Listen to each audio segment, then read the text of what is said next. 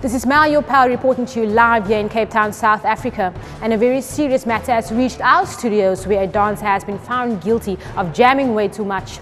Serious accusations has been made that he is too dope and an enthusiastic performer across the board. This is a very serious matter, people. Let's investigate.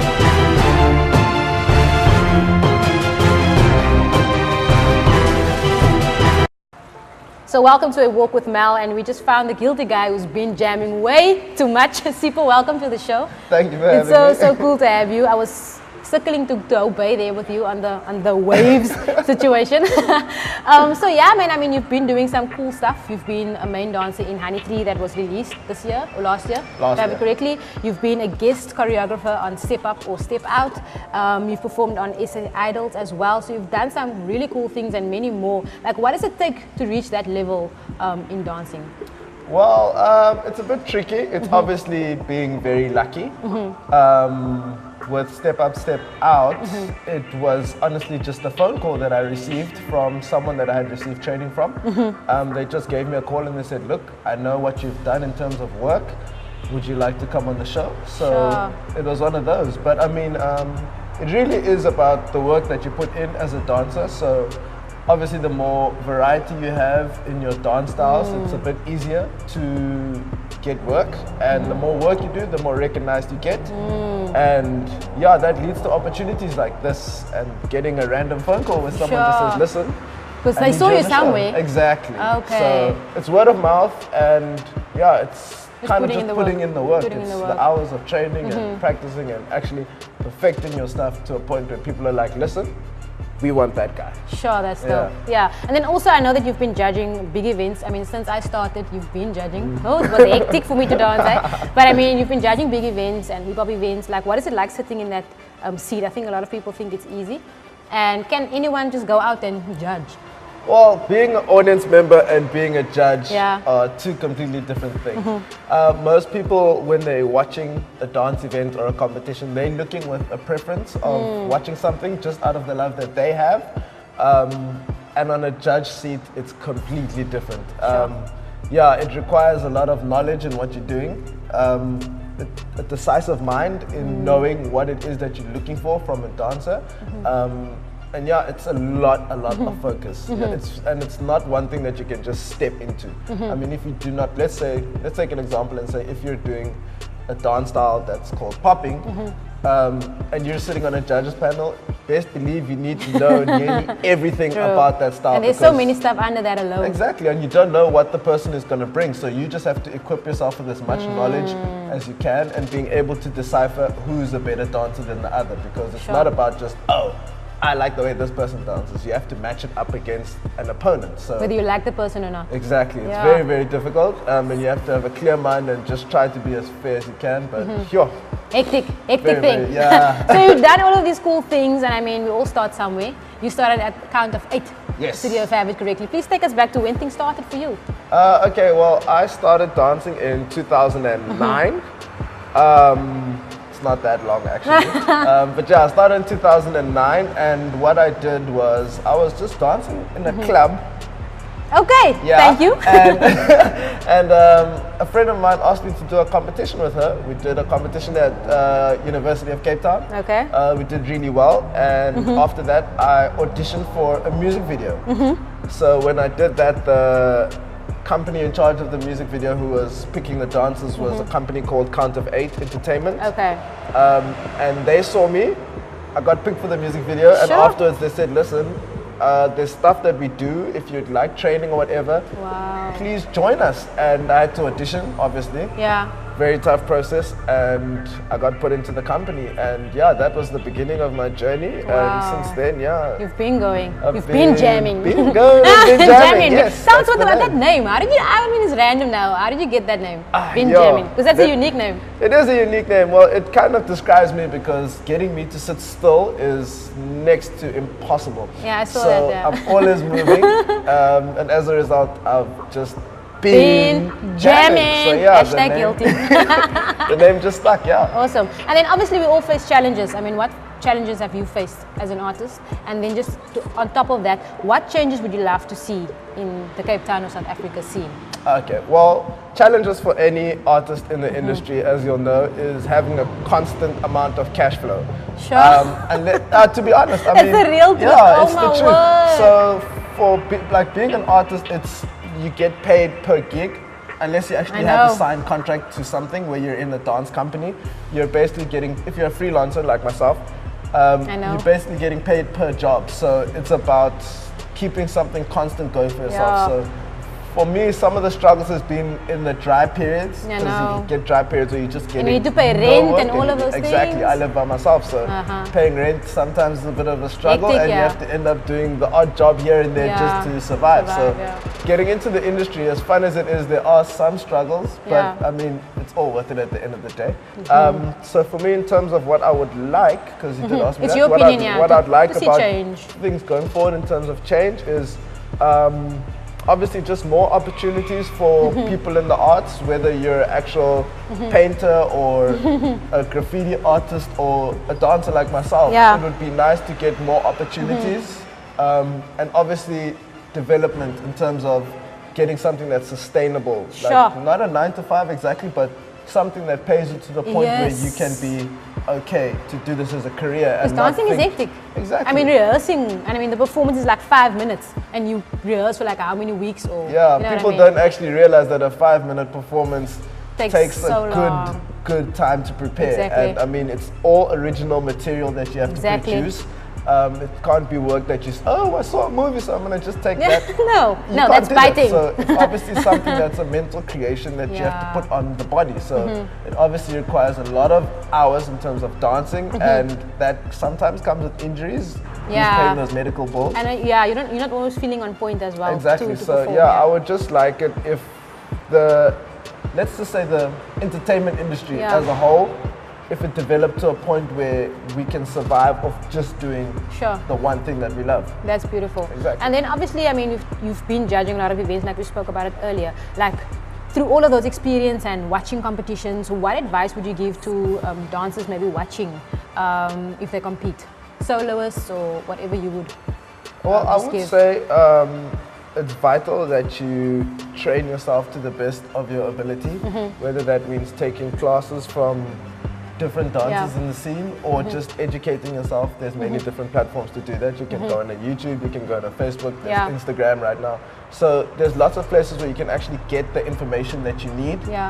So I would say that a lot of dancers must just educate themselves in what it is that they want to do and really, really train hard, because when you get on that stage, it's not about being able to dance, because anybody can just do a two-step and they're dancing. It's about what are you trying to portray? Is what is happening in your mind happening on stage? Are you actually, do you have a physical presence? So you're actually, there's people watching you and they can feel what you're doing and you're representing yourself to the best ability. A lot goes into actually being a dancer on stage. So for me, if you're trying to enter a competition going forward, get the right mental preparation along with the right training, so that you feel comfortable and when you step on the stage to actually present the best you that's possible. That's dope. Well said, well said. And then obviously, what motivates you? What makes you want to wake up every day and do this every single day?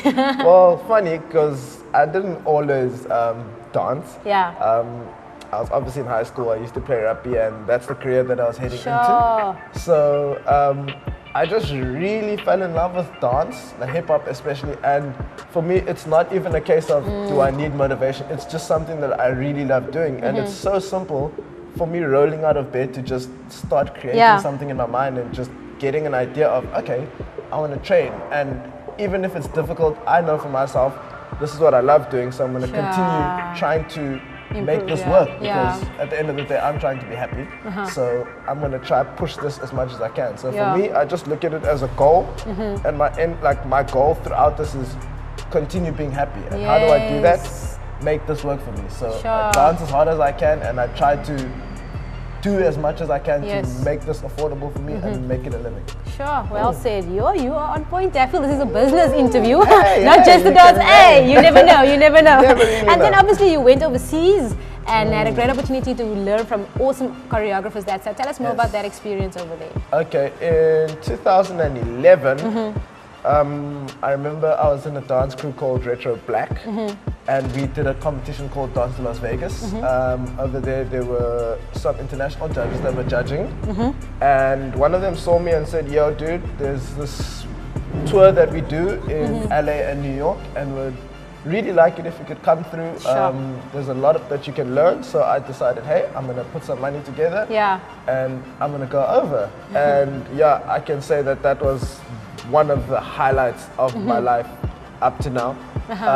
It was an awesome opportunity to learn so many different things, because here in South Africa we have an industry, but when you actually get to Hollywood and you see that, whoa, this is the levels. This is stuff that we've been seeing on TV. It's a completely different world, and I can't say that that's an experience that I'd ever want to take back. It was the greatest thing, and I got to train with people who choreograph for like dancers like Britney Spears, artists like Britney Spears, artists like Usher. You know, so you were basically on stage with him. I mean, basically. There was actually one we auditioned for the show called Choreographers Carnival. A lot of dancers in LA, if you're a big name choreographer, you get a chance to put on a performance there.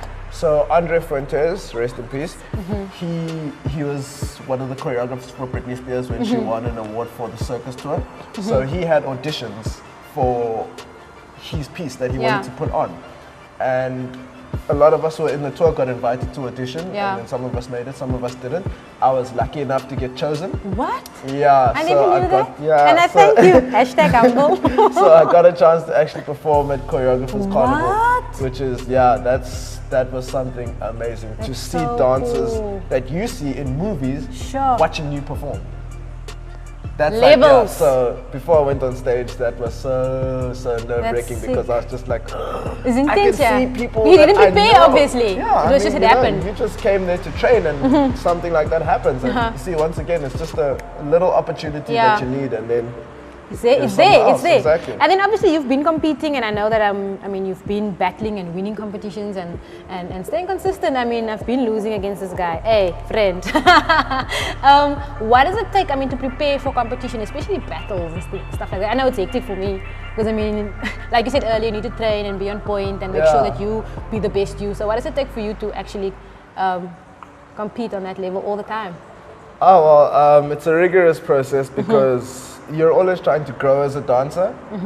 Sometimes what you put on stage doesn't really work.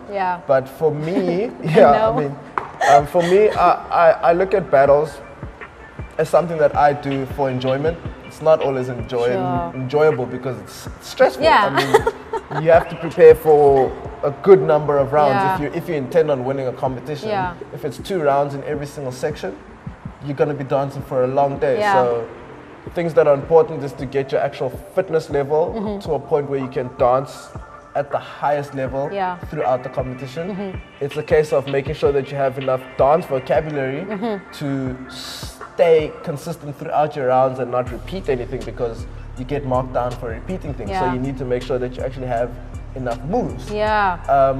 It's a case of mental preparation, knowing what to do at what stage. So when you get to a semi-final, are you going all out and bringing out all your best stuff, and then you make it to the final, and then you don't have anything left? It's planning. Or, you know what I mean? It's a strategic thing, which is different from just putting on a normal stage performance where you just, you have a 5-minute piece and you're just going to perform. Now it's about checking your inventory, making sure that you have enough to actually go through and advance, and still being clever about saving your best stuff, because week in, week out, people see what you do.